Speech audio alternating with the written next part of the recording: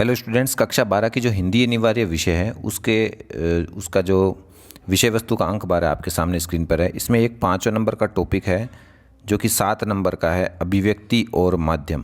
तो अभिव्यक्ति और माध्यम टॉपिक है। इससे 7 अंकों के आपके प्रश्न बोर्ड परीक्षा में पूछे जाएंगे। चैनल को सब्सक्राइब नहीं किया तो सब्सक्राइब कर लीजिएगा। मॉडल पेपर है, उसका लिंक मैंने डिस्क्रिप्शन बॉक्स में दे दूंगा। साथ ही साथ ये महत्वपूर्ण प्रश्न आज की जो वीडियो वो अभिव्यक्ति माध्यम का है, इसकी जो पीडीएफ फाइल है उसका लिंक भी मैं नीचे डिस्क्रिप्शन बॉक्स में दे दूंगा, वहाँ से आप इसको देख सकते हैं। तो ये जो टॉपिक आपके अभिव्यक्ति और माध्यम मैंने बताया, ये कुल 7 नंबर का है। इसमें भी एक टॉपिक है विभिन्न माध्यमों के लिए लेखन। ये 4 अंक का है, जिसमें 2 अति लघुतरात्मक प्रश्न होंगे जिसके 30 से 40 शब्दों में आपको उत्तर लिखने होंगे। तो ये 4 नंबर आज आप पक्के कर लीजिएगा। इसके अलावा एक फीचर लेखन और है अभिव्यक्ति और माध्यम में, दूसरा टॉपिक, उसके बारे में भी मैं एक शॉर्ट वीडियो बना दूंगा। तो आइए शुरू करते हैं इस विभिन्न माध्यमों के लेखन के कुछ महत्वपूर्ण प्रश्न। इसकी पीडीएफ है, वो भी डाउनलोड का लिंक है, वो डिस्क्रिप्शन बॉक्स में मैं डाल दूंगा। पहला प्रश्न है, प्रमुख जनसंचार माध्यम कौन कौन से है? तो वो है समाचार पत्र, पत्रिकाएं, film, television, radio, telephone, internet और पुस्तकें। ये जनसंचार के प्रमुख माध्यम हैं। अच्छा, प्रिंट माध्यम से आप क्या समझते हैं? तो संचार के वो साधन जो प्रिंट अर्थात छपे हुए रूप में लोगों तक सूचनाएं उपलब्ध करवाते हैं। छपे हुए रूप में सूचनाएं उपलब्ध करवाने वाले मुद्रित या प्रिंट माध्यम कहलाते हैं। तीसरा प्रश्न है, प्रिंट माध्यम के 2 साधन कौन से हैं? तो समाचार पत्र और पत्रिकाएं, ये 2 साधन प्रमुख हैं। इंटरनेट की उपयोगिता स्पष्ट कीजिए। तो इंटरनेट है वो सूचना समाचार आदान प्रदान का त्वरित गति वाला माध्यम है। इसकी उपयोगिता है वो असीमित है और इसके माध्यम से लेख लिख सकते हैं। न्यूज़ वेबसाइट के लिए कहानी, copy editor, translator, technical writer आदि क्षेत्रों में कार्य कर सकते हैं। ऑनलाइन सूचना सेवा की दृष्टि से इंटरनेट की विशेष उपयोगिता होती है। अगला है, पत्रकारिता किसे कहते हैं? तो प्रिंट, मुद्रित, रेडियो, टेलीविज़न या इंटरनेट किसी भी माध्यम से खबरों के संचार को हम पत्रकारिता कहते हैं। अच्छा, इसके अलावा और कुछ इम्पोर्टेंट प्रश्न जो हैं वो मैं आपको बता देता हूँ। प्रिंट मीडिया के लाभ कौन कौन से हैं? तो प्रिंट मीडिया को धीरे धीरे दोबारा या मर्जी के अनुसार पढ़ा जा सकता है। किसी भी पृष्ठ या समाचार को पहले या बाद में पढ़ा जा सकता है। इन्हें सुरक्षित रखकर संदर्भ की तरह इस्तेमाल भी किया जा सकता है। यानी प्रिंट मीडिया छपे हुए पेज, अगर उनको समाचार को बाद में पढ़ने की इच्छा है तो वो बाद में भी हम आराम से सुरक्षित रख के पढ़ सकते हैं।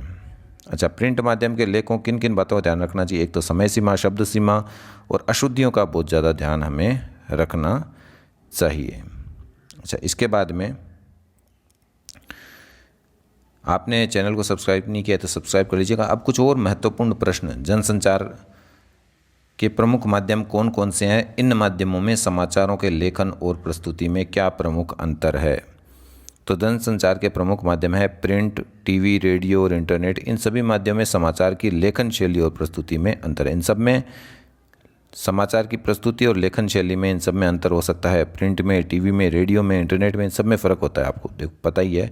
अखबार रहता है वो पढ़ने के लिए, रेडियो है वो सुनने के लिए, टीवी है वो देखने सुनने दोनों काम होता है। लेकिन इंटरनेट पर पढ़ने, सुनने, देखने तीनों की सुविधा है।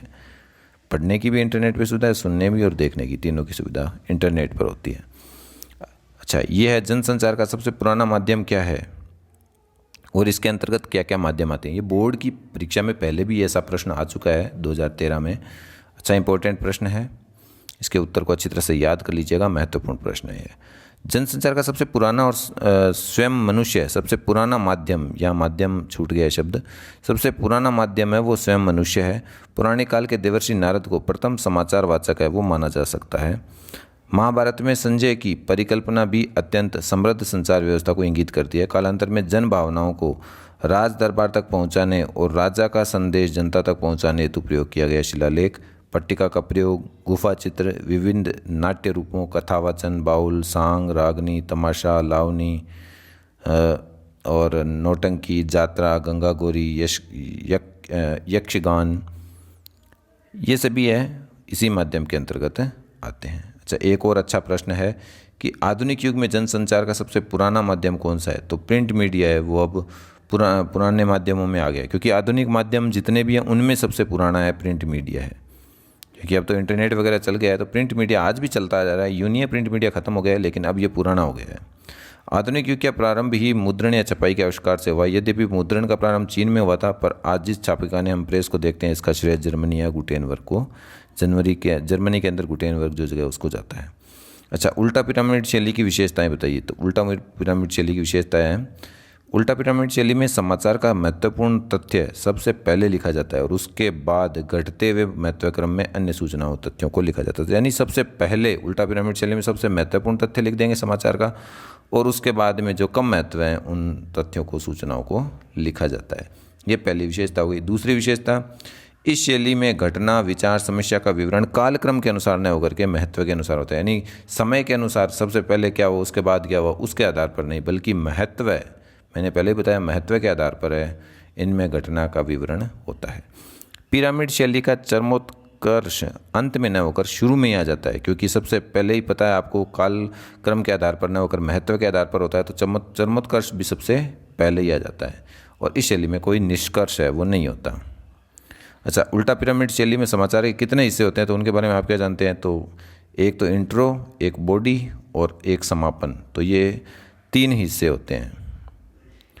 समाचार के इंट्रो को लीड या हिंदी में मुखड़ा भी कहते हैं। ये खबर का सबसे मेन तत्व है, मूल तत्व होता है, जिसमें प्रथम 2 या 3 पंक्तियों में हम इन चीज़ को बताते हैं। फिर बॉडी के अंदर विस्तृत ब्यौरा है समाचार का, जो घटते हुए महत्वक्रम में, यानी शुरुआत में महत्व की बातें, फिर कम महत्व की।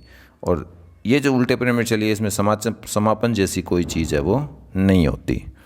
अगला प्रश्न है, टीवी में सूचनाओं के कितने चरण होते हैं? तो टीवी में सूचनाओं के 7 चरण होते हैं। फ्लैश या breaking news, dry anchor, phone in, anchor visual, anchor bite, live, anchor package. अच्छा, अगला है फोन इन क्या है? तो टीवी में सूचनाओं के दूसरे चरण ड्राई एंकर के पश्चात समाचार का विस्तार होता है। एंकर घटनास्थल पर उपस्थित संवाददाता से फ़ोन पर बात करके सूचनाओं को दर्शकों तक पहुंचाता है। आप टीवी में देखते ही हो, है ना, उसमें क्या होता है कि फ़ोन पर बात करते हैं संवाददाता से कि भाई क्या क्या घट रहा है, क्या युद्ध में या किसी भी घटना के बारे में क्या चल रहा है, तो वो दर्शकों तक सूचना पहुंचाई जाती है। इसमें रिपोर्टर है जो घटनास्थल पर मौजूद होता है, जिसमें जैसे बोलते हैं ना कैमरामैन आकाशदीप के साथ, तो वो जो बोलते हैं इस तरह से, वो रिपोर्टर जो है वो घटनास्थल पर मौजूद होता है और घटनास्थल में जो भी जानकारी होती है ज़्यादा से ज़्यादा दर्शकों तक वहाँ पहुँचाने का कार्य किया जाता है। तो इसमें क्या है, फ़ोन इन के अंदर संवाददाता से बात करके, फ़ोन पर बात करके, यूँ संपर्क करके आप संवाददाता से जो बात करके होता है कैमरा की बजाय। अगला है इंटरनेट क्या है? इंटरनेट है जनसंचार का सबसे नया और तेज़ी से विकसित लोकप्रिय माध्यम है। ऐसा माध्यम है जिसमें प्रिंट मीडिया, रेडियो, टेलीविज़न, किताब, सिनेमा, यहाँ तक कि पुस्तकालय के सारे गुण हैं और उसकी पहुँच दुनिया के कोने कोने तक है। उसमें जनसंचार के सभी माध्यमों का समापन है। अगला है इंटरनेट पत्रकारिता से क्या समझते हैं? ये भी महत्वपूर्ण प्रश्न है। इंटरनेट पत्रकारिता, या प्रश्न में इस तरह से भी लिखा हो सकता है नेट पत्रकारिता, दोनों एक ही चीज़ है। इंटरनेट पर समाचार पत्रों का प्रकाशन, समाचारों के आदान प्रदान, ये है वो इंटरनेट समाचार प्रदान को इंटरनेट पत्रकारिता कहते हैं। इंटरनेट पर किसी भी रूप के समाचार, लेखों, चर्चा, परिचर्चाओं, बहस, फीचर झलकियों के माध्यम से यदि हम अपने समय की धड़कनों का अनुभव करने का काम करते हैं तो ये इंटरनेट पत्रकारिता होती है। इन्हें आप अपने शब्दों में भी लिख सकते हैं। हिंदी में नेट पत्रकारिता का प्रारंभ किस प्रकार हुआ? तो हिंदी में नेट पत्रकारिता वेब दुनिया के साथ शुरू हुई। इंदौर की नई दुनिया समूह से शुरू हुआ यह पोर्टल हिंदी का संपूर्ण पोर्टल है। हिंदी के निम्नलिखित समाचार पत्रों में इंटरनेट की सुविधा है, जैसे जागरण में अमर उजाला, नई दुनिया, हिंदुस्तान भास्कर, राजस्थान पत्रिका, नवभारत टाइम्स, राष्ट्रीय सहारा, इनके बीच में कोमा लगा देना कई जगह छूट गया है। तो ये आपने अखबार देखे होंगे, नेट पर भी मिल जाते हैं। तो ये इंटरनेट में सुविधा है। प्रभात साक्षी अखबार प्रिंट रूप न होकर सिर्फ इंटरनेट पर ही उपलब्धता करवाता है। तो पत्रकारिता की दृष्टि से BBC भी है वो एक सर्वश्रेष्ठ वेबसाइट के रूप में है। अच्छा, कुछ और छोटे मोटे प्रश्न हैं, हम देख लेते हैं। अखबार अन्य माध्यमों से अधिक लोकप्रिय क्यों है? या फिर रेडियो है वो रेडियो के लिए समाचार लेखन के लिए किन बातों का ध्यान रखना चाहिए? एक तो साफ़ सुथरी और टाइप है वो कॉपी में होना चाहिए, और संक्षिप्त अक्षर, डेडलाइन संदर्भ में होने चाहिए, बोलचाल की तिथिवार आदि इन सब शब्दों का प्रयोग है वो किया जाना चाहिए। इलेक्ट्रॉनिक मीडिया का क्या महत्व है? तो वो भी यहाँ देख सकते हैं आप, इसकी PDF डाउनलोड कर लेना, उसमें जाकर के आप देख सकते हो, ये सभी पॉइंट है। अच्छा, उसके बाद में टेलीविज़न के लिए समाचार लेखन के प्रमुख बिंदु क्या क्या हैं? अच्छा, इसके बाद में 1-2 प्रश्न और है। इंटरनेट के स्वरूप, उपयोग, महत्व बताइए कि इंटरनेट है वो अंतर्क्रियात्मकता विश्व के करोड़ों कंप्यूटरों को जोड़ने वाला एक संजाल है जो केवल टूल अर्थात उपकरण के सूचनाओं के विशाल भंडार का माध्यम है। यह सूचना, मनोरंजन, ज्ञान, विज्ञान, व्यक्तिगत और सार्वजनिक संवादों के आदान प्रदान का त्वरित माध्यम हो सकता है। अच्छा, टीवी समाचारों की विशेषताएं बताइए, क्या होता है। एक तो समाचार तथ्यों पर आधारित हो, भाषा सरल स्पष्ट हो, भाषा प्रवाह संक्षिप्तता, प्रदर्शित दृश्यों में साम्य हो, तथ्यों का दोहराव न हो। ये बहुत सी विशेषताएं हैं। विषयों के अनुसार न्यूज़ बुलेटिन होनी चाहिए। टीवी के लिए इसके लिए प्रचलित फॉर्मेट मैंने पहले बता ही दिया है। धन्यवाद।